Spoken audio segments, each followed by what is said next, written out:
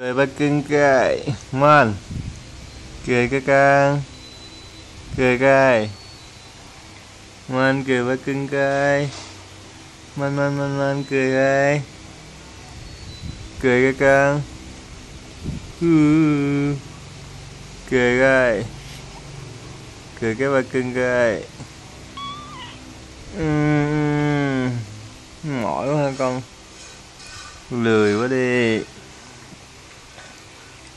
Cười cái man, cười cái ba cưng cái, cười ngủ cứ lè lưỡi hoài hả con, cười cái man cười với ba cái man cười cái ba cưng cái man cười ba cưng cái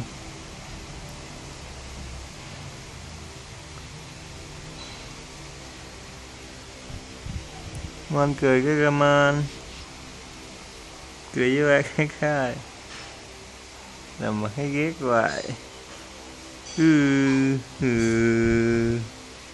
Man cười với ba cái man. Cười cười cười lớn lên con. Cười man cười cái